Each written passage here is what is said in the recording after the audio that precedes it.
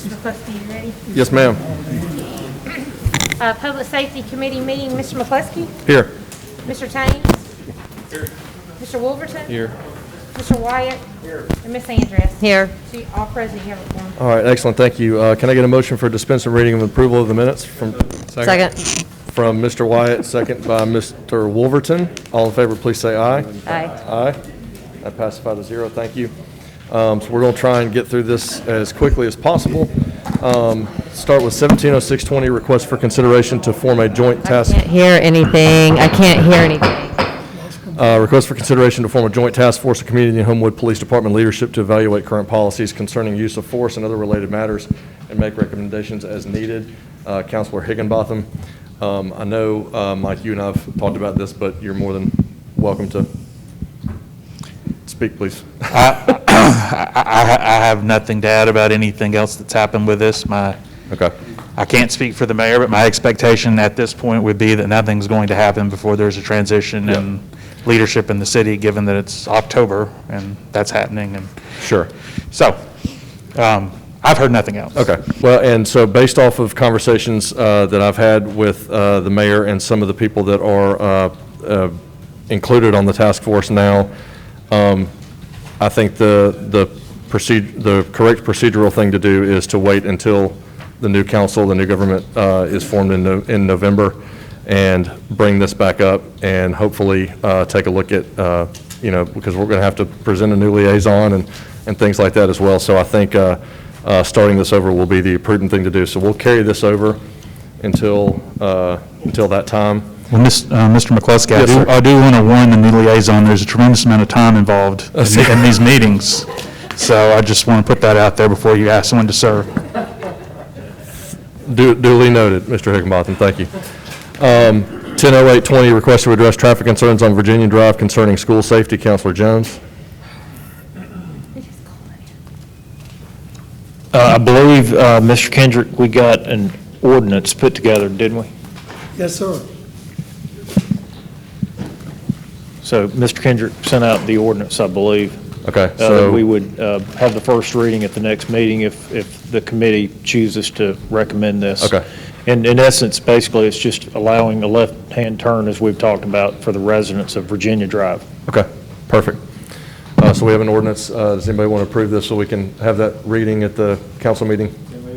From Mr. Wyatt. Second. Second from Mrs. Andress. All in favor, please say aye. Aye. Aye. Okay, thank you, Mr. Wolverton. So that's 5-0.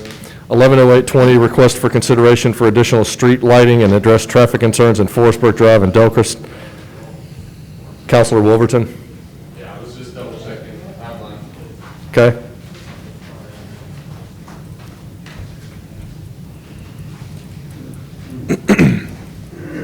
So essentially, we're going to go ahead and carry it. Mr. Hambley said that the lights that have been approved, there's not a precise timeline due to resources from Alabama Power being down with emergency response down at the Gulf. So we're just going to continue to carry it for now. Continue to carry it over. Yes, Okay. sir. So we'll carry over 110820. 120820, request to address safety concerns at Hollywood La intersection. Councilors Andress and Harden. Yes, I wanted to thank Clark Bailey is here, and also Randy and Hambley from HPD. Randy gave us the results of the speed study, and Clark gave us some things to think about. And Clark, do you want to come present those? And Mr. Harden, did you have a near miss at that intersection? No, actually, I got in a wreck at that intersection. Was that since this has been on the agenda? No. Oh, That was okay. several years ago. Okay. Somebody told me that that. I know, right? That was a really nice try. That was a Jennifer. missed That was a really nice try. I Yeah. would say it was not my fault. That was a missed opportunity on my But part. I it could have gone was. out and gotten a But little. I do want to make it clear, it's not really the traffic volumes that's the issue. It's when it's wet and you got to get up that hill and get between that traffic, you can't do it because your tires are spinning, you're trying to get between two cars, and there's where the wrecks happen, I think. It's the difficulty because it's such a steep hill getting up there. There's a lot of traffic on that street today. All right, we have time to worry about, Mr. Bailey. Thank you for coming. Yes, I'm trying to call on you. Here we go. Yeah, so I did get a chance to look at some of the traffic volumes out there, and yeah, like Jennifer said, that there's not high volumes, right? It feels that way because it's just this constant flow, but they're actually pretty small. So the MUTCD is the document that we go by for these type of things, and so it's guidance. It's not a shall statement. It's more of a should. Has a thing for volumes. It says if you're going to put one in because there's so much traffic, it needs to meet these standards. And yeah, this one falls below that threshold. And that's a stop sign, right? And the reason I kind of bring that up is a different type of warrant than what you see for like a signal warrant, which is a little more of a algorithm and a mathematical equation. This is more just a guidance. So, and that's only one piece. So then there's a couple other pieces, and a big part of that is just kind of engineering judgment, which is a fancy term for kind of common sense, right? You go out there, you need to look at all the specifics of the intersection. And so, yeah, the slope on that southbound approach is an important piece, and I was able to go out there, and we were afforded some rain in the past few days to see some of that. And so I certainly see where that can be a contributing factor to the crashes, which I think is a big thing. And I didn't get the crash data, so I haven't seen it, so we're kind of going off a little bit of anecdotal but there is some guidance there as far as crashes past 12 months that are preventable with an all-way stop. And that would be like, right angle crashes, left turn, a crossing vehicle gets hit. Those are all, of course, preventable if it's a four-way stop. You could get some different type of crashes with the four-way stop, but you're not getting these like, someone driving 35. And then, so you have kind of the vehicle category of turning vehicles, not finding gaps, vehicle crashes, and then the other category over there to consider is the pedestrian. So it's a high pedestrian volume. We have ramps at all four corners, but I don't think there's any crosswalks striped out there. And then there's a nearby school. And I know the school uses the crossing kind of there in front of the school board? The Legion, right? The Legion's Yeah. building, yeah. And, but you still have people kind of crossing all directions there. So kind of considering those factors, a stop sign is not unwarranted. A stop sign would have engineering justification to be put in, or an all-way stop, I should say. So, I think that's something there. I also did take the volumes and look at it from, we talked about the stacking. Is this going to like back up into Highway 31? And I took them and just like tripled them. Let's just be crazy here. Let's go nuts. Yep. And it like still didn't reach the Shades Cahaba driveway that's closest. So that's what we call the 95th percentile queuing. So based on like, this mathematical model of when people arrive. So I don't really think I don't see that as a concern to me right now. Now, if there's a wreck or if, someone's closed a lane put in water lines or something, that may be a different story, a special case. But just day-to-day operations, that queuing won't be a factor. So, I kind of leave it to the city. I think putting it in does solve some of those issues. I think the bigger then question, which we got into last time, was looking at Hollywood Boulevard as kind of as a whole, right? And so now we have 3 intersections with 4-way stops. As a driver driving through it, I just want to go to whatever, Mexico Lindo. This is really annoying, right? I just trying to get to Mexico Lindo. I don't really understand why I have to stop at all these. And so, there may be some sort of thing there to look at it more holistically. So I don't know why the one at Poinciana is there. I don't know if that was put in for the same reason, for a different reason, but if it was like cut through or speeding. But if it was some of those latter ones and is not as justified anymore, it may make sense to just, remove that one and put it there at La Prada, right? So you would net have the same amount of stop signs. You could leave all 3. I don't think it's the end of the world there either. Okay. But, I think ultimately, I think it would be safe to view this as a stepping stone to a more holistic solution for that corridor as well. Okay. So, that's a lot of words It about a little is, thing. it is. And we are short on So, time. I'll sum up. You're justified to put a stop sign in, before, always stop there. We talked about if you don't want to put a stop sign in, I think that you could do, I say no matter what you do, stripe your crosswalks, Okay. okay? If you got ramps, put your crosswalks in.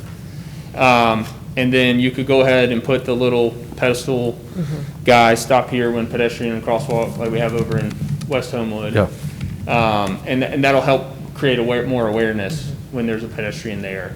It may slow your vehicles down a little bit, Yeah. but it's not gonna really address your turning vehicle crash as much, so. Okay. And are you wanting to look at that crash data that you discussed that? I would be more comfortable kind of, caveating what I've said, that the assumption is that it does. Sure. It is what everyone has said it is, right? Okay. So if I'm All right. gonna come here with an engineering opinion, I would like to have that Okay. in my back pocket, Can please. can I ask Randy if he has that information? To give to, Yeah, to give to Clark? yeah, Yeah, sure. Randy, do you have that? Yeah. He can get it Okay. for- Okay.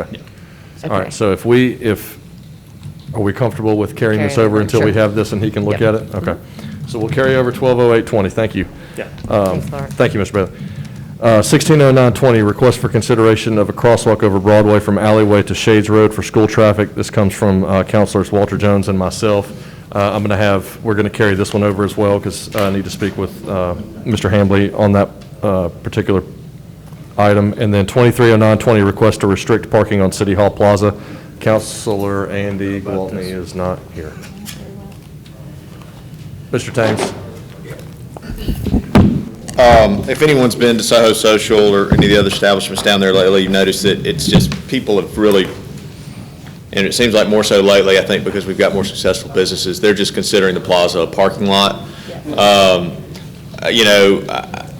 out there all the time with my children. There's all sorts of children out there running around. I think we need to look at restricting parking on the weekends and after 5 at the least, if we're still going to allow any parking on the plaza. Obviously, city vehicles, emergency vehicles, of course, but general parking, especially when we have what we know is an underutilized parking deck right underneath it, and we've just striped off more parking right here. We don't need general public parking on the plaza. And Mr. Jones, hold on one second. And your suggestion is to close it off on the weekends and then starting at 5 PM on the weekdays? That's just a suggestion. I mean, personally, it's having someone make sure they're out there every evening at 5 and put up the bollards seems a bit cumbersome. I would be fine with restricting it all the time. Okay, thank you. Mr. Jones? I kind of have a different approach, and I've shared with many of you my frustration for the number of cars out there.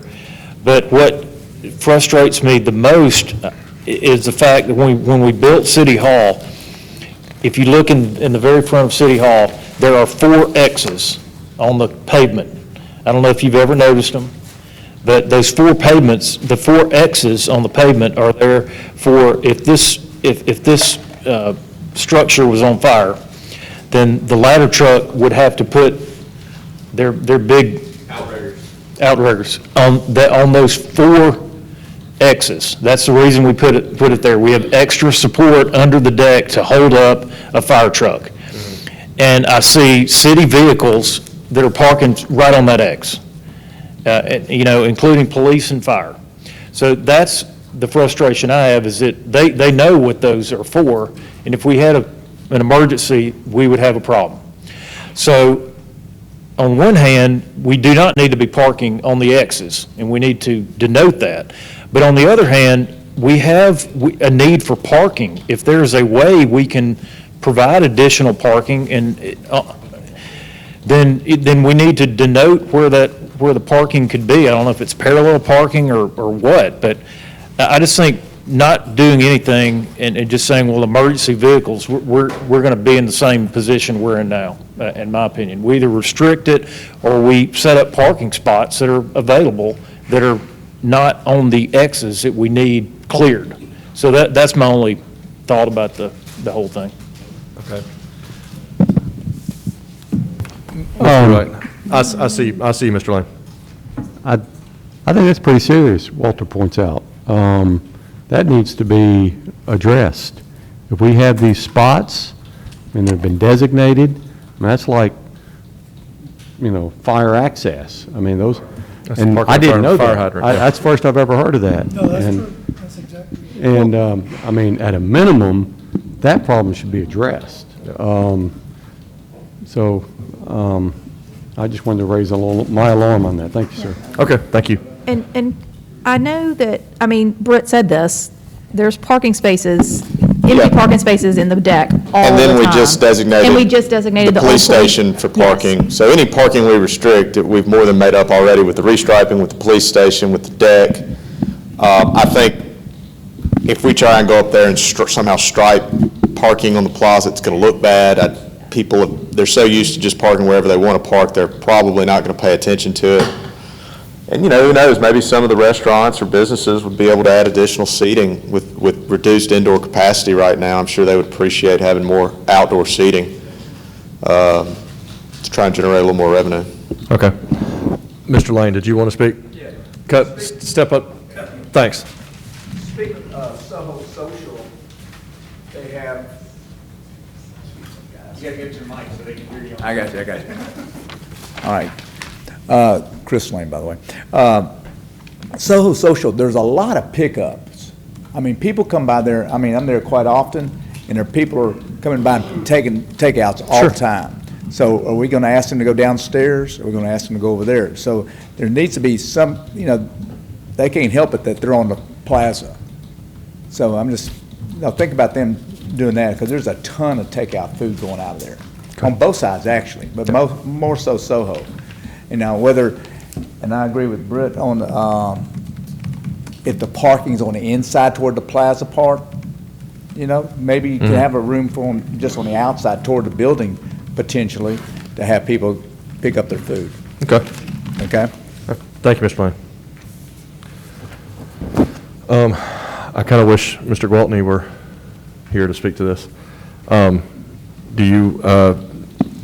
you hoping for something tonight, or do you want us to think this over? Well, no, we don't have to move on it tonight. Okay. Could we have somebody take a look at where a pickup would be for delivery? Well, I was just going to suggest, if y'all recall, when we used to put the bollards up, they're set back from the curb cuts behind the sidewalk, and those are gigantic curb cuts. There's more than enough room Sure. for DoorDash and all these new pickup services to pull in there, run in, run back out. It actually sets up really nicely. In addition, especially after 5, the bank on the corner of 19th and 29th allows the businesses to use their rear parking lot. Yeah. It's, again, right across the street. So, it's just going to be a new learned behavior, but I think it's going to work. It would work out better for everyone. Okay.